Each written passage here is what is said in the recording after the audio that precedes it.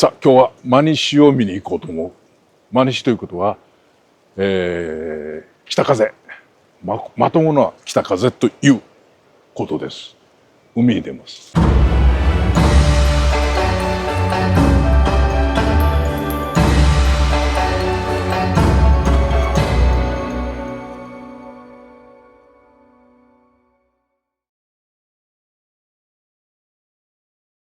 さあとは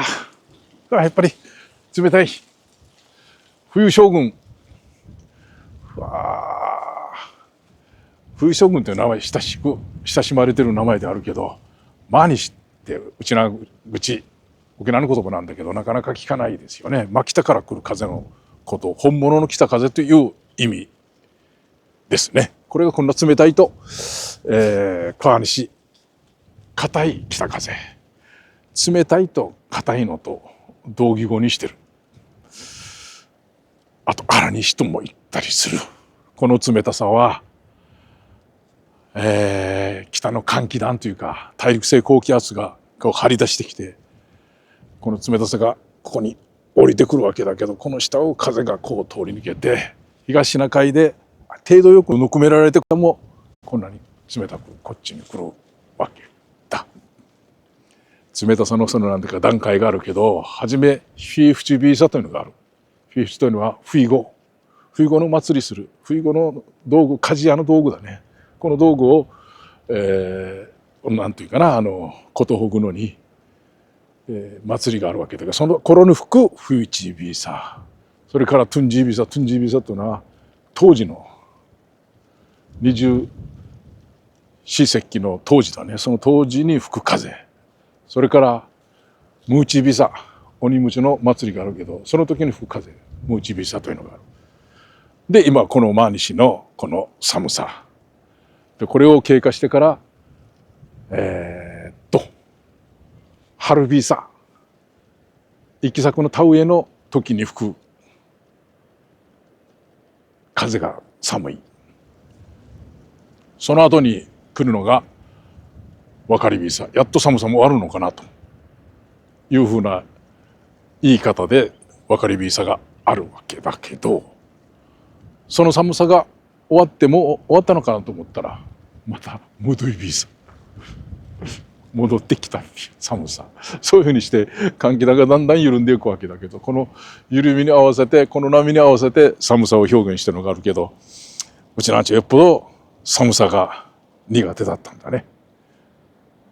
寒さの種類がこんなにあるとは。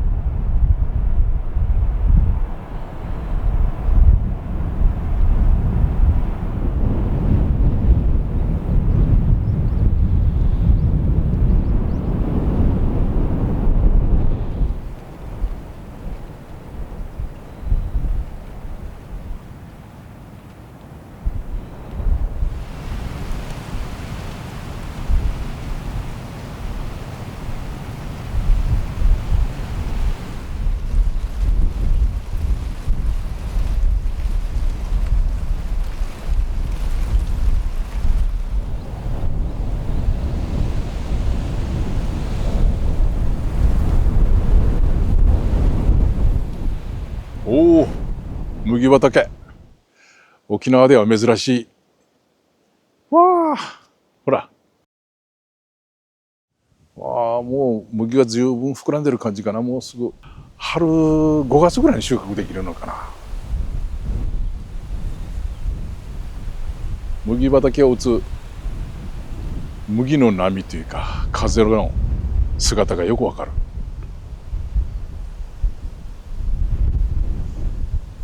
麦も花が咲いてる。これが乃木といって、田舎の植物の特徴。この毛がね、でこっちに生えてるこれが花だ。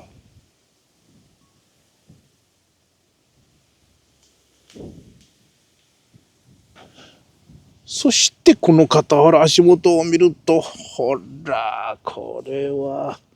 ロゼッタ状に強くて寒い風に耐えるためにこういうような状態で初めはね這い出してくるんだ。ロゼッタ状というか、キク科の植物も大体みんなそうだし、これは松酔い草だね。黄色い花、酔い待ち草。夕方に黄色い花すけるわけだけど、酔い待ち草。これはルリハコベ。それから野毛し。野毛し類も鬼野毛し。荒れ地の菊。あ、それからこれ。ほら。紫肩ばみ。こういうふうにしてみんな、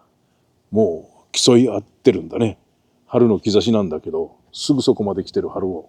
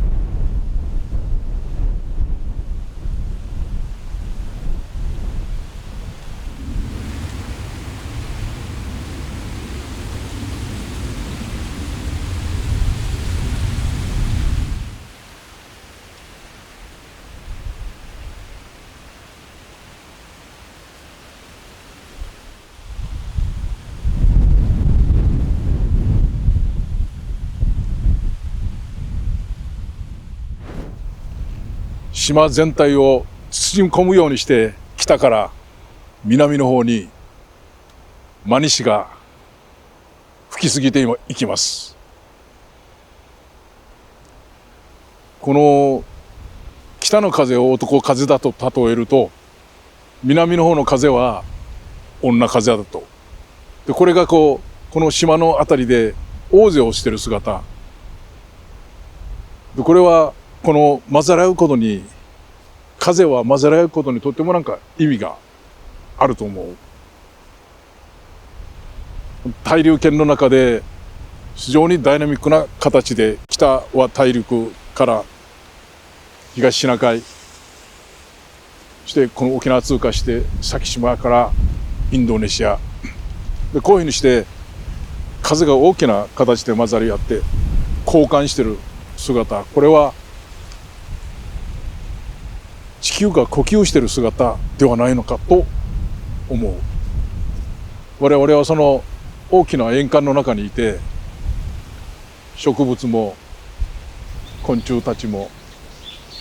動物も鳥たちもあらゆる生き物がまたこの円環の中で自らの中に息を取り込んで、で体の中で円環する。こういうふうにつながって、その大気の混ざり合いというか、そういうことをしている姿がこの風の真実ではないのかなと僕は思ったりする。だから悠久なこの時間の中でこれがこう繰り返されて、風は片時も止まったことがない、死んだことがない。この動きがずっとあるから、生命の動きも止まらず律動を繰り返して、今日は真西の風の姿を確認しに駆け回ってみたのだけれど、いや沖縄のこの真西もすごい冷たい、なかなかの手強い存在です。こうなるとやがてね、そこら辺でもう植物たちが始まってるけど、もう春の芽吹きがどんどん進行して、すぐそこまで来てる春がもうちょっとでもう全体になって、そしてまた夏に向かっていく。夏になるとこの馬主が恋しくなることってあるのかな、だと思ったりするわけだけど、暑いと、寒いのを欲しがるし、寒いとまた暑いのを恋しがるという仕組みになってるわけですけど、いやなかなか手強い馬主でした。